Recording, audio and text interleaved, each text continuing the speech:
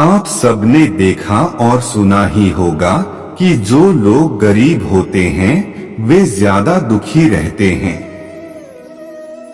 क्योंकि वे सदा अपने भाग्य को कोसते रहते हैं, या फिर यूं कहे कि वे हमेशा इसी चिंता में रहते हैं कि उनका दुख कब दूर होगा, कब भाग्य का फेर बदलेगा, और इसी चक्कर में वे बाकी चीजों को अनदेखा कर देते हैं।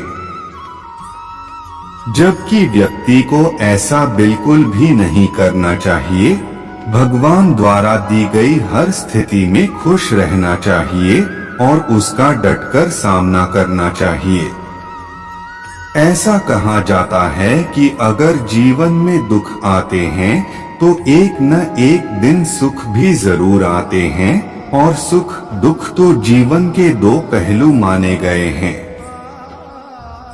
व्यक्ति को हर समय भगवान का नाम लेते रहना चाहिए। शास्त्रों में ऐसा वर्णित है कि अगर भगवान शिव और माता पार्वती की पूजा एक साथ की जाए तो उसका फल दोगुना ज्यादा मिलता है। आज हम आपको इसी से जुड़ी एक ऐसा कथा के बारे में बताने जा रहे हैं जिसमें भगवान ने बताया है कि जो गरीब लोग होते हैं वे अपना दुख कैसे बढ़ा लेते हैं। एक बार माता पार्वती ने भोलेनाथ से पूछा कि जो लोग अपने भाग्य से दुखी होते हैं उन लोगों को पहले से ज्यादा दुखी मिलता है, और जो सुख भोगते हैं उन्हें कोई दुख नहीं मिलता। उस समय भगवान ने माता के सवाल का जवाब नहीं दिया और उनके प्रश्न का जवाब देने के लिए उन्हें पृथ्वी लोक पर ले गए। दोनों ने मनुष्य देह धारण किया और नगर में पति पत्नी के रूप में रहने लगे।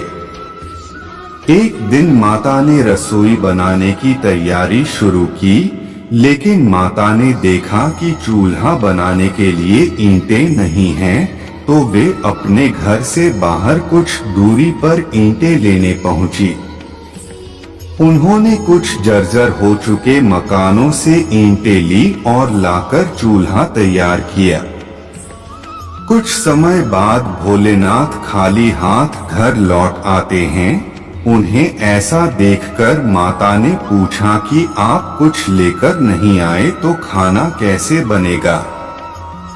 इस पर भगवान ने कहा अब उसकी जरूरत नहीं पड़ेगी। इसके बाद भगवान ने पार्वती जी से पूछा कि तुम चूल्हा बनाने के लिए इन ईंटों को कहां से लेकर आई। माता ने कहा प्रभु, इस गांव में बहुत से ऐसे घर भी हैं जिनका रखरखाव सही ढंग से नहीं हो रहा है। उनकी जर्जर हो चुकी दीवारों से मैं ईंटें निकाल कर ले आई। शिव ने फिर कहा, जो घर पहले से खराब थे तुमने उन्हें और खराब कर दिया।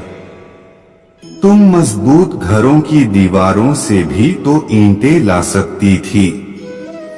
पार्वती जी बोली कि उन लोगों ने अपने घरों का रखरखाव अच्छी तरह किया है और वे सुंदर भी लग रहे हैं। उन्हें बिगड़ना ठीक नहीं होता।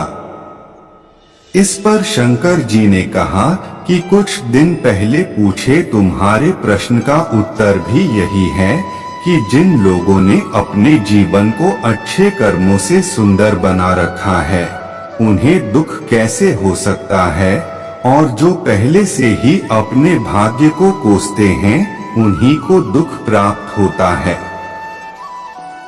दोस्तों, आज के लिए बस इतना ही। मिलते हैं अगले वीडियो में। जय श्री कृष्णा।